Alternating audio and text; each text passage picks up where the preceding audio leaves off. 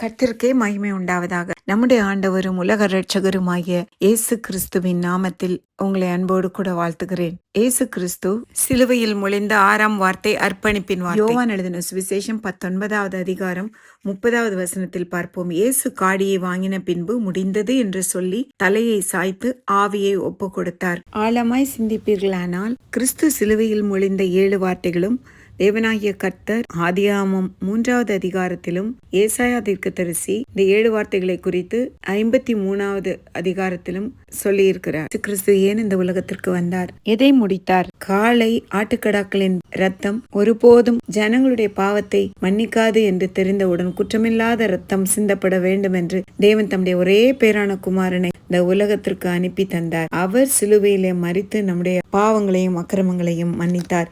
ஞானஸ்தானத்தினாலே அவரோடு கூட நாம் அடக்கம் பண்ணப்பட்டிருக்கிறோம். அவரை மரித்தோரிலிருந்து எழுப்பின தேவனுடைய செயல் விசுவாசத்தினாலே அவரோடு கூட எழுந்திருக்கிறவர்களாகவும் பண்ணிற்று. பாவங்களிலேயும் அக்கிரமங்களிலேயும் மரித்தவர்களாயிருந்த நம்மை அவர் உயிர்ப்பித்து அக்கிரமங்கள் எல்லாவற்றையும் மன்னித்து நமக்கு எதிரிடையாகவும் கட்டளைகளால் நமக்கு விரோதமாகவும் இருந்த கையெழுத்தை குலைத்து அதன் நடுவில் இராதபடி எடுத்து சிலுவின் மேல் ஆணி அடித்து துரைத்தனங்களையும் அதிகாரங்களையும் உரிந்து கொண்டு வெளியரங்கமான கோலமாக்கி அவைகளின் மேல் சிலுவையில் வெற்றி சிறந்தார். அல்லேலுயா. இது நிமித்தம் அவர் பூமியில் வந்து தேவ திட்டத்தை நிறைவேற்றியபடியால் முடிந்தது என்று கூறுகிறார். கொலோசேயர் 2:12 முதல் 15 வசனங்கள் வரை, எபேசியர் 2:13 15 வசனங்கள் வரை.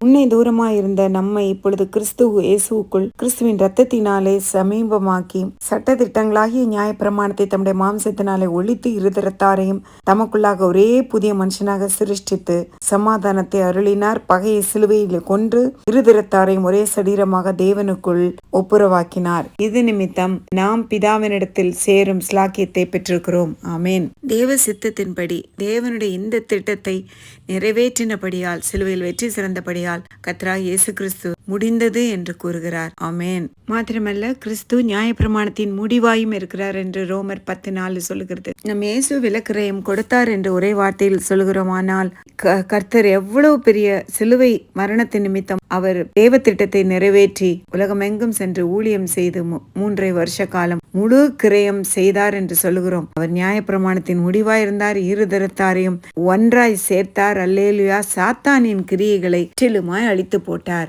ஆமேன். கிறிஸ்து இந்த உலகத்தின் வந்ததன் நோக்கம் நியாயப்பிரமாணத்தின் நிறைவேற்றலாய், யூதருக்கு ராஜாவாய், வியாதியை சுகமாக்க, பாவிகளை ரட்சிக்க, பரிபூர்ண ஜீவனை கட்டளையிட, சாசின் பிடியிலிருந்து விடுவிக்க, சீக் அண்ட் சேவ், பரலோகம் கொண்டு சேர்க்க. இயேசுவை போல் தேவன் கொடுத்த எல்லா பொறுப்புகளையும் முடித்து விட்டேன் என்று நம்ம எத்தனை பேர் சொல்ல முடியும்? Be responsible. தேவன் நமக்கு உதவி செய்வார்.